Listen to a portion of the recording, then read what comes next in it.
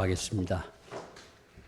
하나님 아버지 감사합니다. 저희들을 불러주시고 하나님의 영광을 찬양하게 하시니 감사합니다. 저희들이 빈 마음으로 나왔습니다. 저희들의 마음에 주님께서 가득 채워주셔서 주님 그 말씀으로 이 세상을 살아갈 수 있게 도와주시옵소서.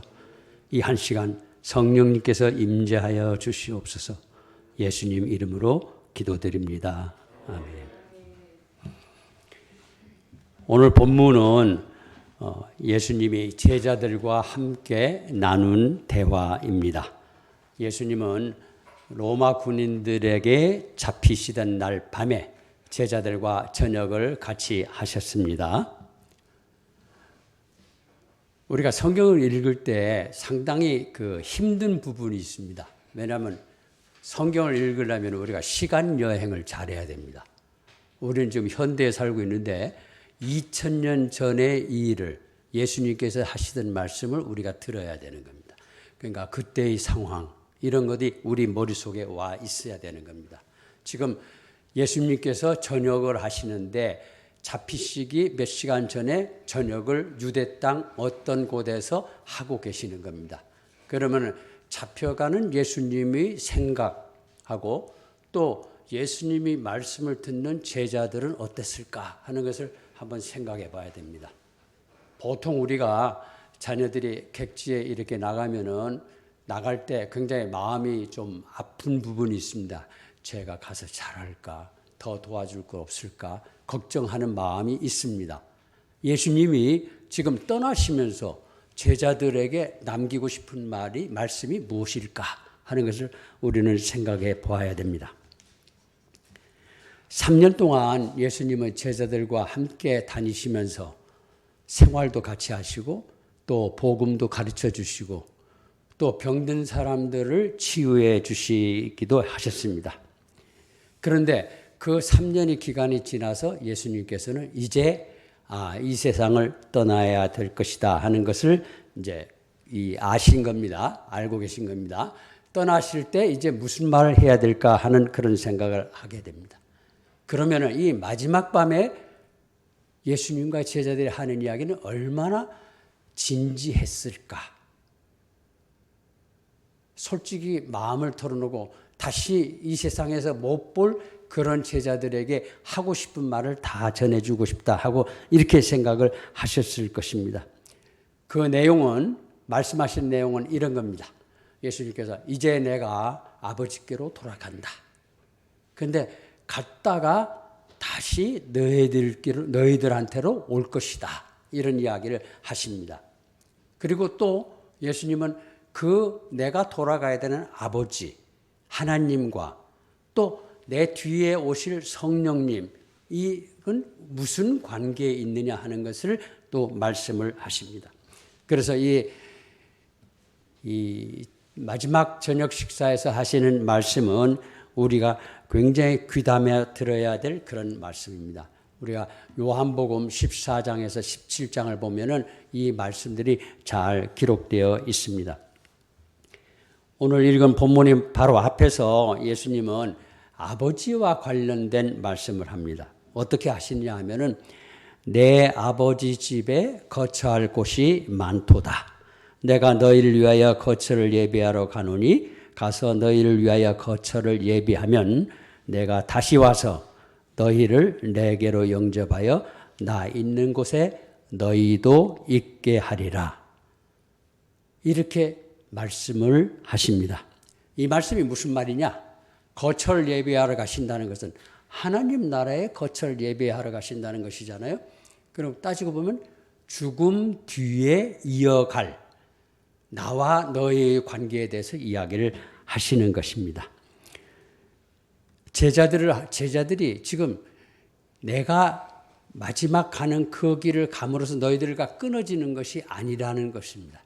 믿는 자에게는 이 세상이 죽음으로 끝나지 않는다는 것을 아주 분명하게 이야기해 주시는 겁니다.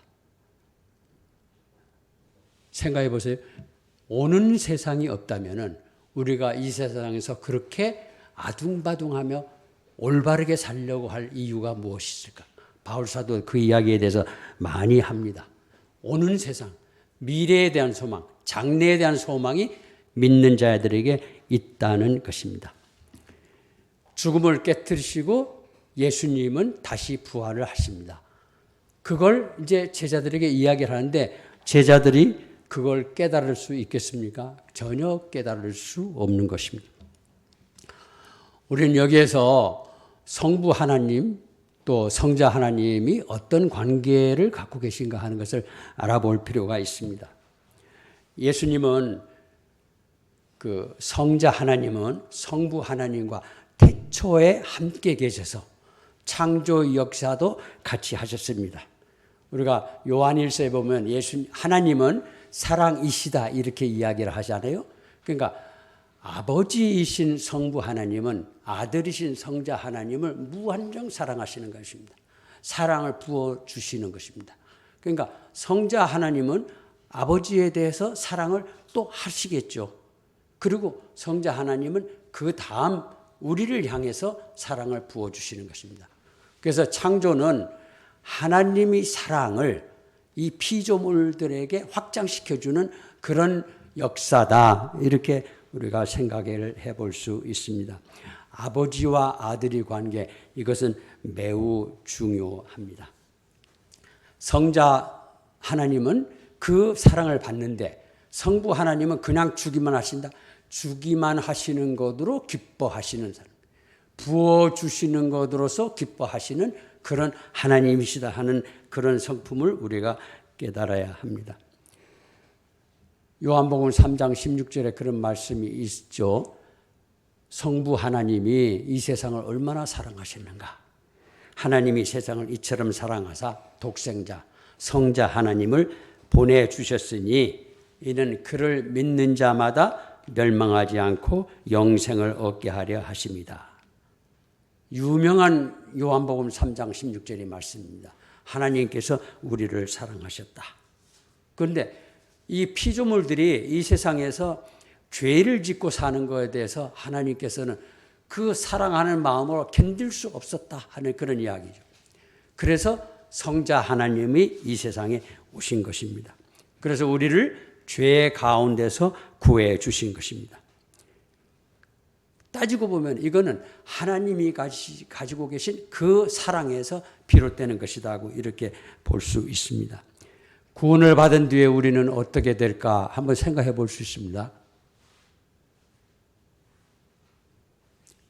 하나님과 영원한 생명을 누린다.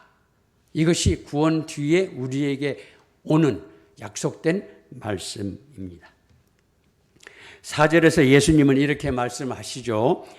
내가 어디로 가는지 그 길을 너희가 아느니라. 지금 예수님이 제자들에게 11제자입니다. 유다는 이제 밖으로 나갔죠. 11제자한테 내가 가는데 너희들이 내가 가는 길을 알고 있지? 이렇게 이제 이야기하시는 거예요. 정말 알고 있을까요? 모르고 있는 겁니다. 제자들은. 그런데 예수님은 자기가 가야 될 길, 그 길을 제자들이 반드시 알아야 된다고 생각을 하시는 것입니다. 그런데 그 길이라는 게 어떤 길이겠느냐? 예수님께서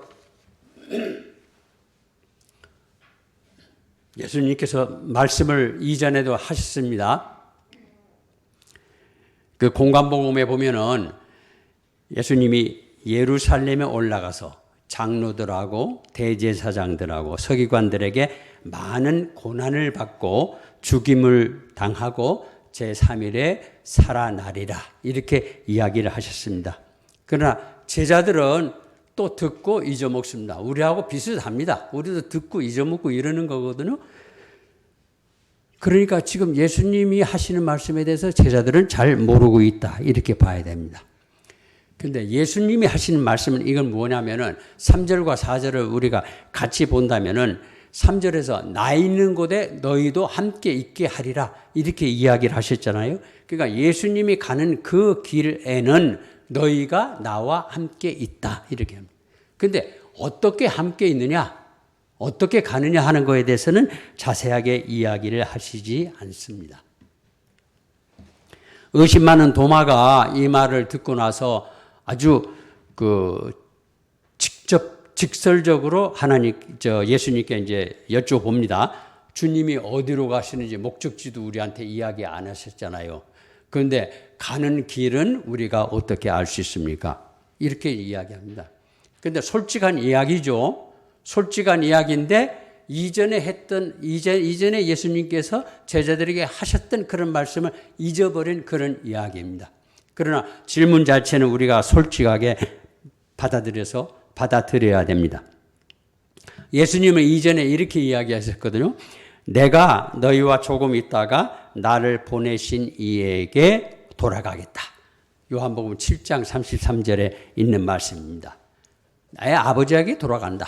근데 나와 아버지는 하나이다 하는 것을 요한복음 10장에서 또 이야기를 하십니다. 그러니까 하나님이신 아버지에게로 내가 돌아간다는 것이죠. 그러나 제자들은 돌아가신다는 이야기, 그러니까 리턴한다는 그런 이야기, 돌아가신다는 게 죽음을 이야기하는 게 돌아가신다는 그 이야기를 이해하지 못하는 겁니다. 예수님이 걸어가신 그 길은 사실은 십자가의 길이기 때문에 제자들이 알기에는 매우 어려운 것이었다. 이렇게 우리가 생각해 볼 수 있습니다. 예수님은 이제 자기가 누구이냐 하는 것에 대해서 이야기를 하시는 겁니다. 내가 누구인가? 누누이 이야기해 오셨지만은 떠나시기 직전에 제자들에게 정말 설득력 있는 종합적인 그런 말씀을 하시는 겁니다. 내가 누구인가 하는 거. 그리고 너희들은 어떻게 해야 되느냐 하는 그런 내용으로 이야기를 하시는 것입니다. 예수님이 마지막 말씀, 이것은 우리가 굉장히 비중 있게 들어야 되는 그런 그 말씀입니다. 도마가 자기가 모르는 것을 이렇게 질문을 했습니다. 그런데 도마의 그런 질문 때문에 우리는 진짜 예수님이 누구신지 하는 것을 알게 된 겁니다.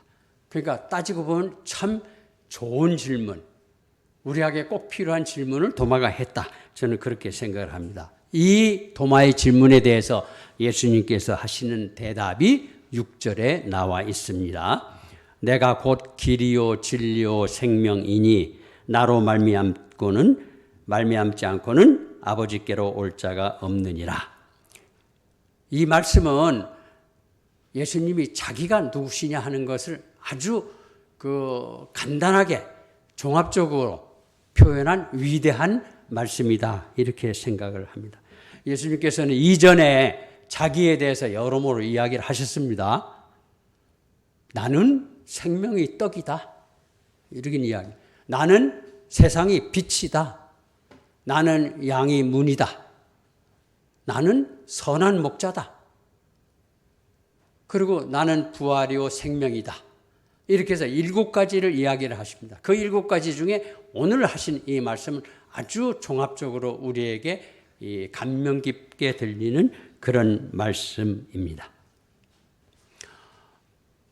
먼저 예수님께서 나는 길이다 이렇게 이야기했는데 길이 무엇이냐 하는 것을 우리가 생각해 볼 필요가 있습니다.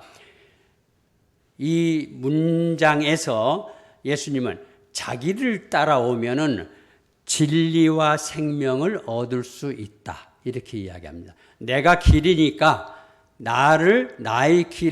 내가 길이니까 길을 밟고 오면은 너희들 끝에 가면은 진리와 생명을 얻게 된다. 이렇게 이야기하면 조금 쉬워질는지 모르겠습니다. 길은 우리가 보통 길을 이해할 때는 어떤 목적지로 가기 위한 그 방향이라든가 수단이라고 그렇게 생각해 볼 수 있습니다. 우리는 다 길을 다닙니다. 집으로 갈 때, 시장에 갈 때, 또 어디 외국에 갈 때 다 길을 갑니다. 그 길, 평범한 길에 대해서 길이라고 예수님께서는 우리에게 이야기합니다. 그 평범하면서 또 평범하지 않는 부분을 우리는 잘 생각을 해야 합니다. 예를 들어 서울에서 부산으로 가고 싶은 사람이 김포공항에서 비행기 티켓을 사서 비행기에 앉으면은 그 다음부터는 편하게 부산까지 갈 수 있습니다. 자기가 졸거나 자거나 뭐 아무 생각 없이 그냥 가만히 있거나 자기는 시간이 1시간 뒤에는 부산에 도착을 하게 됩니다. 왜? 조종사가 열심으로 그걸 정확하게 목적지까지 데려다 주기 때문에 자기는 안심하고 갈 수 있는 겁니다. 예수님을 따라간다면은 예수님이 우리를 인도하시기 때문에 우리는 목적지인 아버지 하나님에게 아주 쉽게 갈 수 있다. 이렇게 한번 생각해 볼 수 있습니다. 하나님이 이스라엘 백성을 애굽에서 데리고 나오셨습니다. 그때 여호와 하나님께서 이렇게 이야기를 하십니다. 내가 애굽 사람에게 어떻게 행하였음과 내가 어떻게 독수리 날개로 너희를 업어 네게로 인도하였음을 너희가 보았느니라. 출애굽기 19장에 있는 말씀입니다. 독수리 날개로 업어서 길도 없는 것을, 길이 없죠. 홍해 바다에 길이 있습니까? 길을 만들어서 건너가게 하신 겁니다. 그러니까 여호와 하나님의 생각과 여호와 하나님의 능력에 대해서는 우리가 감히 이 계산을 할 수 없는 그런 것이라고 생각을 하게 됩니다. 그런데 하나님이 우리를 인도하시면 우리는 아주 정확하게 목적지에 도달할 수 있다. 이거를 생각을 해야 됩니다. 구약에는 길에 대한 말씀이 많이 있습니다. 신명기 30장에 보면 이런 말씀이 있어요.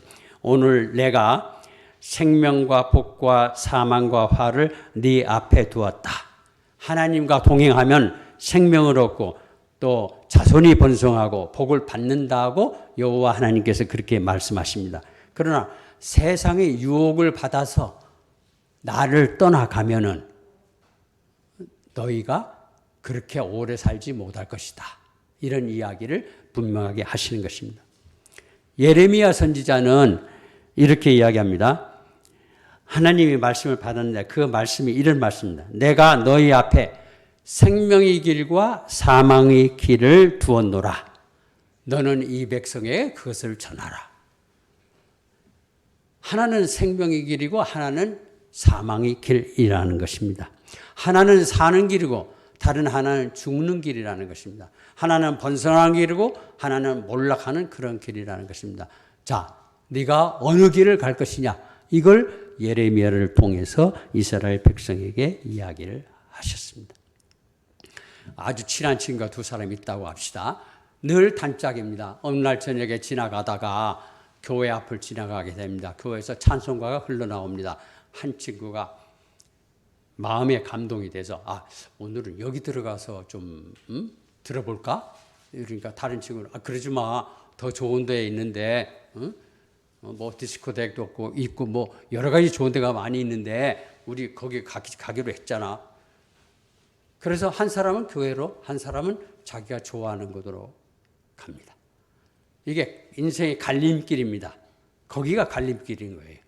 그래서 교회로 들어간 사람은 거기서 우연하게 들어갔지만은 거기서 말씀을 듣고 깨닫게 되고 자기 일생을 복음 속에서 살게 되는 그런 생활을 하게 됩니다.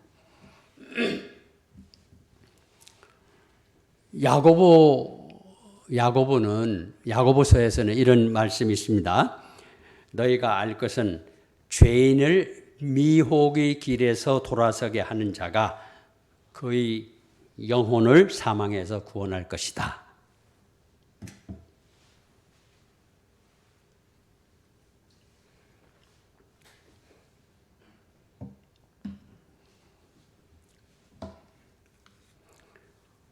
잘못된 길을 걸어가는 영혼이 많이 있습니다. 그 잘못된 길을 걸어가는 그 영혼을 바른 길로 인도하는 것, 이것은 하나님 보시기에 엄청 중요한 것이고 좋은 것이다. 이렇게 이야기를 하고 계시는 것입니다. 그런데 길을 찾아갈 때, 길을 걸어갈 때 우리가 조심해야 될 것이 있습니다. 어떤 길에는 덫이 많아요. 함정이 많이 있습니다. 특히 마귀의 방해가 많이 있다고 우리는 이야기를 합니다. 마귀는 영적인 것이죠. 마귀 사단은 영적인 겁니다. 그러니까 우리가 생각하는 것보다는 훨씬 더 멀리 봅니다. 잘 봅니다. 하나님께는 미치지 못하지만 우리보다는 더 영적인 것을 많이 하는 거예요. 그러니까 마귀가 덫을 많이 해놓는 겁니다.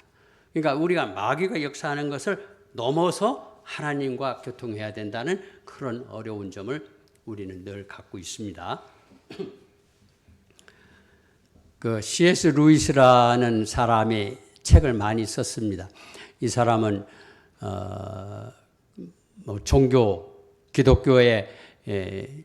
기독교에 처음 교육을 받았지만은 그 다음에 무신론이 됐다가 다시 그 유신론으로 하나님을 믿는 사람으로 거듭난 사람입니다. 이 사람이 쓴 그 세상의 마지막 밤이라는 책에 있는 이야기인데요.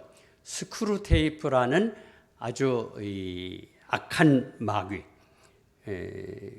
악한 노련한 뭐 그쪽에서는 위대한 이런 마귀가 있습니다. 스크루테이프.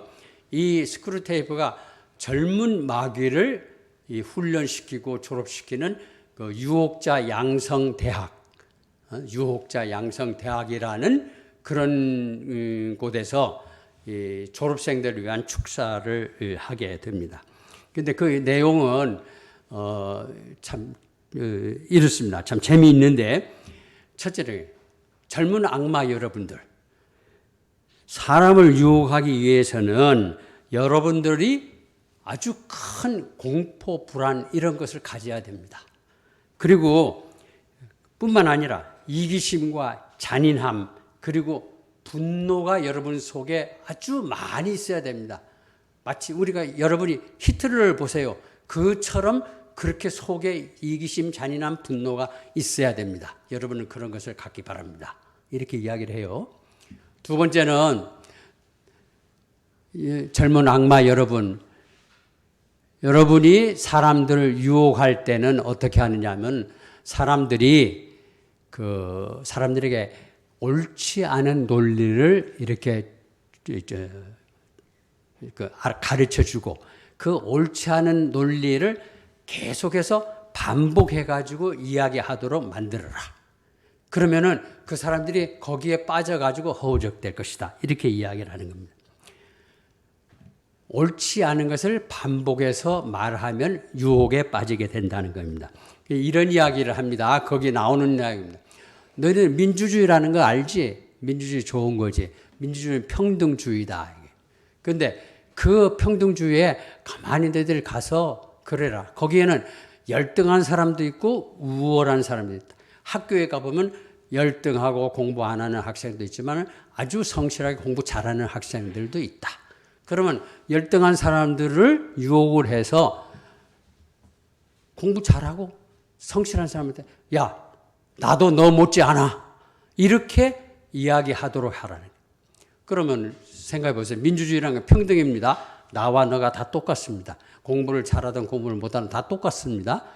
그러니까 민주주의의 평등을 우리는 지켜야 된다. 이렇게 해서 사람들 사이에 반목 갈등을 만들어 간다는 거예요. 그리고 너 혼자 공부 잘하면 되겠어? 우리 잘못하는 사람들도 가르쳐 줘야지. 잘못하는 사람하고 같이 2인 삼각을 해서 걸어가야 되지 않겠어? 이래서 앞으로 빨리빨리 갈 수 있는 사람을 이렇게 잡아 끌어가지고 같이 이렇게 있도록 한다는 겁니다. 그렇게 하면은 이제 어떻게 되느냐? 잘하는 사람은 이게 사기가 떨어지는 겁니다. 에이, 뭐, 다 똑같은데. 안 하는 사람은, 에이, 저기도 안 하는데, 뭐, 나는, 나야 뭐 하면서 이래 하는. 그러니까 이게 밑으로 내려간다는 것입니다. 그러면은 뭐가 되느냐? 그 교육 같은 거는 그냥 무너져 내리는 거예요. 교육이 무너져 내리면 뭐가 되느냐? 그러면 사회의 중산층이 무너져 내리는 거예요. 중산층이 어떤 사람을 보통 이야기하느냐 하면은 뭐 과학자라든가 의사라든가 또 뭐 신학자 또 건축가 사회의 중요한 부분을 담당하는 사람 조금 더 일을 많이 하고 조금 더 머리를 많이 쓰고 열심히 하는 이런 사람들이 담당하는 층이 있는데 그런 걸 다 무너뜨리는 거예요. 자, 그걸 무너뜨리면 어떻게 되는지 알아? 그러면 사람들이 의욕을 잃게 돼. 아첨, 무지 이런 것이 많아져. 그리고 그런 걸 잘 모르는 사람, 엄벙덤벙 하는 사람들이 사회의 중심을 이루게 돼. 그러면 그게 뭐냐? 우리 지옥이 가장 바라는 모습이 그런 거요. 하고 이야기를 합니다. 제 이야기가 아니라 이 루이스가 쓴 스크루테이프의 축사에 나오는 그런 내용입니다. 예를 그렇게 들었을 뿐이지 우리가 다른 것에 대해서 그런 비슷한 내용을 많이 볼 수가 있습니다. 그리고 또 하나는 종교라고 해가지고 너네들이 서로 올바르게 살려고 하는데 대부분이 종교라는 게 자기가 옳다는 거, 자기 의에 대해서 고집을 하는 사람들이 많은 거야. 그래서 자기가 소속한 데서는 그걸 옹호해주고 다른 데는 다 증오하고 미워하고 이러는 거예요. 그러니까 종교가 많으면 많을수록 우리 악마들한테는 좋은 것이다. 그리고 서로 상대방을 싫어하기 때문에 참여하지 않기 때문에 불평이 많고 불화가 많아지는 것이다. 그 불평, 불화가 많은 것은 뭐냐? 우리 유혹자들을 분발하게 만드는 불쏘시개가 되는 것이다. 그러니까 종교가 많아야 된다. 종교는 계속해서 우리한테 진짜 먹음직한 죄를 보내주는 것이다. 그래서 이 세상에서 종교가 사라지면 그것은 우리에게 지옥이다. 지옥에 있는 사람이 지옥에 가고 싶지 않다. 이런 이야기를 하는 겁니다. 세상이 그렇게 분열 갈등이 되도록 하는 것, 이것이 마귀가 생각하는 것입니다. 그런데 마귀는 곳곳에 금은을 쳐놓고 있습니다. 베드로 전서 5장 8절에 그렇게 말씀을 하죠. 너희 대적 마귀가 우는 사자같이 두루다니며 삼킬 자를 찾나니 너희는 믿음을 굳게 하여 그를 대적하라. 그렇게 권면을 하고 있습니다. 어떤 길을 갈 것인가? 그것이 사실은 문제입니다. 예수님은 나는 길이다 라는 표현을 통해서 말씀을 하십니다. 무엇을 말씀하려고 하셨을까? 예수님 당시에는 오늘날과 같지 않았습니다. 그래서 어디를 가려면은 그걸 가르쳐주는 기계가 없었습니다. 그저 물어 가거나 아는 길을 가거나 또 길도 별로 없으니까 길을 만들어서 갔습니다.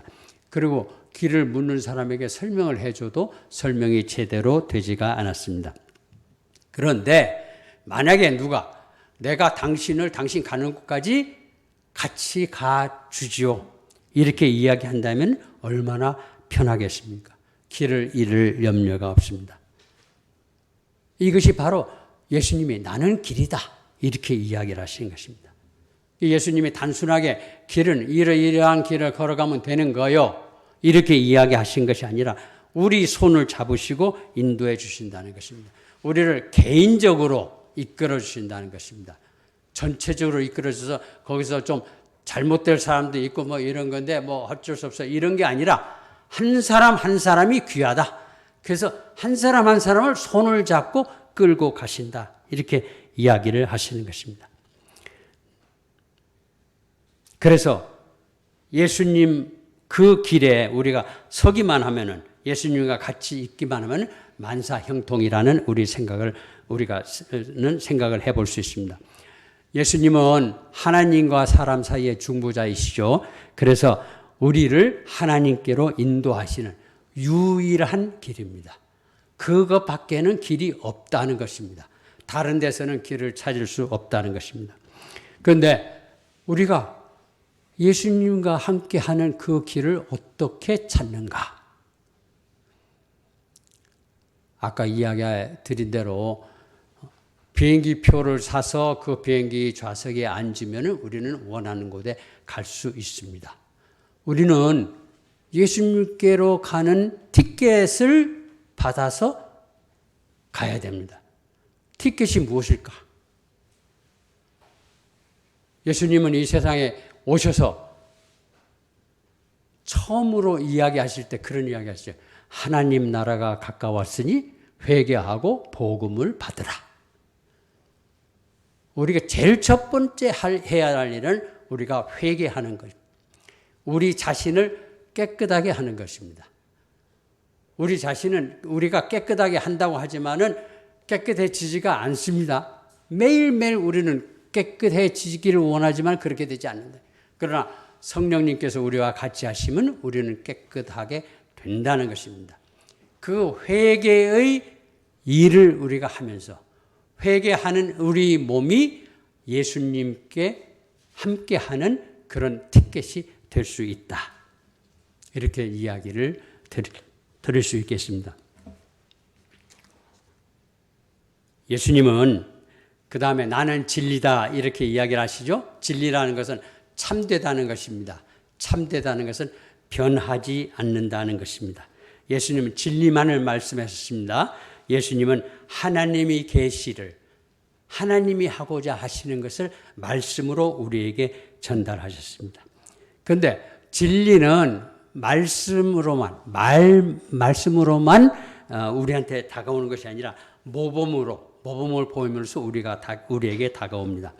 진리는 어떻게 보면 거짓이라는 것하고 정반대에 있는 것이다.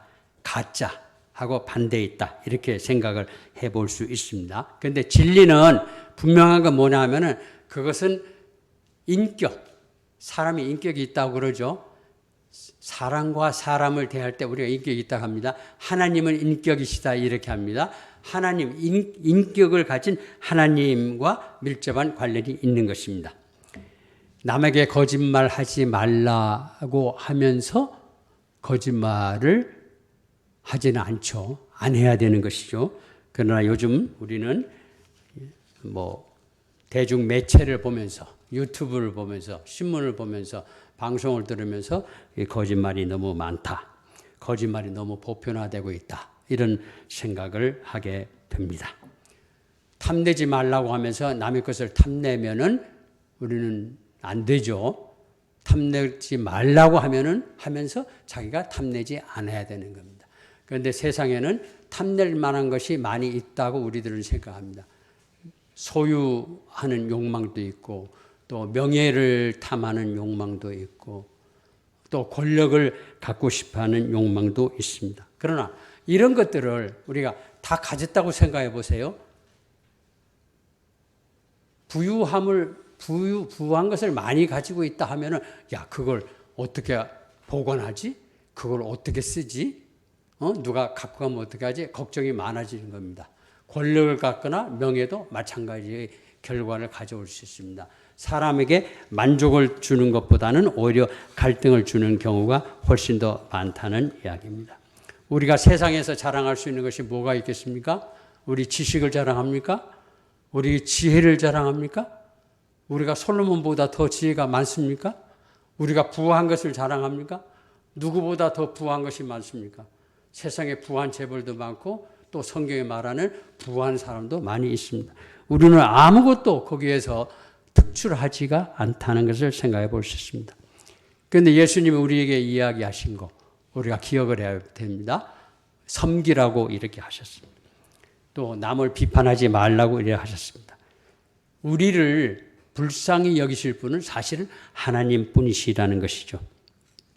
예수님만이 진리이십니다. 그래서 이런 말씀을 하시죠. 너희가 성경에서 영생을 얻는 줄 생각하고 성경을 연구하거니와 이 성경이 곧 내게 대하여 증언하는 것이다. 그래서 우리가 예수님을 알기 위해서는 성경을 잘 알아야 합니다. 예수님이 진리이심을 깨닫게 합니다. 성경의 근본적인 내용은 무엇이냐? 이건 하나님의 구원 사역입니다. 하나님이 우리를 구원하시는 것입니다. 그런데 그걸 완성하는 분이 바로 그리스도 예수이십니다. 성경은 그리스도 예수에게 집중하고 있습니다. 세 번째, 예수님은 나는 생명이다 이렇게 이야기를 하십니다. 생명이다. 우리는 구약부터 생명의 근원이 하나님께 있다는 것을 압니다. 예수님께서 말씀하신 것 중에 내가 생명의 떡이고 먹고 죽지 아니하게 하는 것이다 이렇게 이야기를 하십니다. 요한복음 6장에 있는 말씀이시죠. 이 떡을 먹는 자는 영원히 살리라 이렇게 말씀을 하십니다. 하나님의 말씀이 우리를 영원한 생명으로 인도하십니다. 영원한 생명? 죽음 뒤에 오는 영원한 생명입니다. 재창조의 세계에서 우리는 영원한 안식을 누리게 되고 하나님이 사랑 가운데 거하게 되는 것입니다. 요즘 사람이 생명을 아무렇게나 생각하는 풍조가 매우 많이 있습니다. 개탄스러운 일이죠. 이 생명은 누구에게나 값진 것입니다. 생명은 그냥 얻은 것이 아닙니다. 하나님이 사랑으로 우리 부모를 통해서 우리에게 주어진 그런 선물입니다. 값을 주고 살 수 없을 만큼 귀한 것이 생명인 것입니다. 우리가 하나님 앞에 설 때 이런 질문을 받을 수 있지 않겠습니까? 너 내가 준 생명을 어떻게 사용했지? 내가 준 몸을 어떻게 사용했어? 이렇게 만약 물으신다면 우리는 뭐라고 대답을 합니까? 받은 몸, 받은 생명을 잘 사용하는 것, 이것은 주님이 우리에게 가르쳐 주신 계명을 잘 지키는 것입니다. 예수님께서 서로 사랑하라 하는 이런 말씀을 하셨는데 그런 서로 사랑하라는 이런 계명을 잘 지킬 때 우리는 아름답게 변화될 것입니다. 연애하는 사람이 이렇게 말했답니다. 당신 눈을 통하여 인생을 보기 전에는 인생이 이렇게 아름다운 줄을 몰랐다. 사람도 사람이 눈을 보고 그렇게 이야기를 합니다. 이게 조금은 아양 떠는 그런 말일 수 있죠. 상대방의 호감을 받기 위해서. 그런데 우리가 하나님이 눈으로 세상을 본다면, 예수님이 눈으로 세상을 본다면 얼마나 달라질까? 그러면 우리의 기쁨은 한이 없을 것이다. 이런 생각을 합니다. 그래서 우리는 주님이 하시는 말씀을 잘 듣습니다. 애인이 하는 말을 잘 듣잖아요. 애인이 몸짓 하나하나 머릿속에 이렇게 남아서 이렇게 해주면 좋아하겠다 이렇게 생각합니다. 우리는 주님과 그런 관계에 있어야 됩니다. 말씀을 듣는다는 것이 무엇입니까? 주님이 말씀을 듣는다는 것은 말씀을 따라간다. 말씀을 순종한다 하는 이런 목적이 있는 겁니다. 뿐만 아니라 그걸 순종해서 행하는 의지도 있다 하는 것을 나타내는 것입니다. 말씀대로 산다? 그거는 하나님께서 우리에게 주신 약속된 삶, 이것을 믿는다는 것이죠. 하나님이 진리를 즐거워하는 것, 이것이 바로 말씀대로 산다는 것이라고 생각을 합니다. 말씀을 즐거워할 때 우리 인생은 무엇보다도 더 아름다워질 것입니다. 말씀을 정리를 합니다. 네가 어디로 가는지 그 길을 너희가 아느니라. 예수님은 아버지께로 이르는 그런 길입니다. 예수님은 성육신하신 하나님이 우리 사람같이 되신 그런 진리이십니다. 예수님은 믿는 자에게 생명이 되십니다. 예수님은 우리로 하여금 영원한 생명, 죽음 뒤에 새로운 재창조의 세계에서 하나님과 같이 하는 영원한 생명을 우리로 하여금 얻게 하십니다. 우리가 어떤 길을 걸어가야 합니까?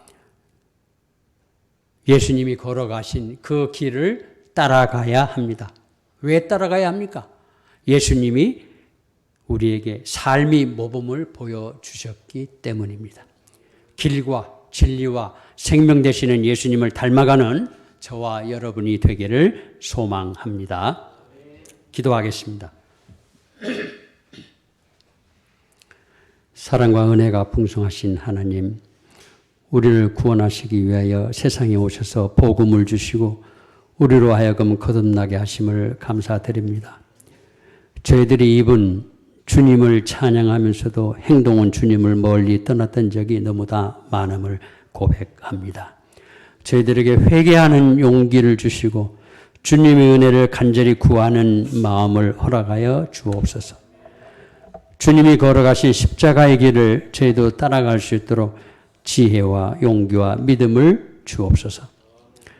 이 나라와 백성을 불쌍히 여기셔서 전염병으로부터 안전하게 하시고 악한 세력으로부터 보호하여 주옵소서. 경제 회복을 통하여 너그럽고 화목한 마음을 되찾게 하시며 주님을 찬양하는 아름다운 마음을 갖게 하옵소서. 우리를 구원하신 예수 그리스도의 이름으로 기도드립니다. 아멘.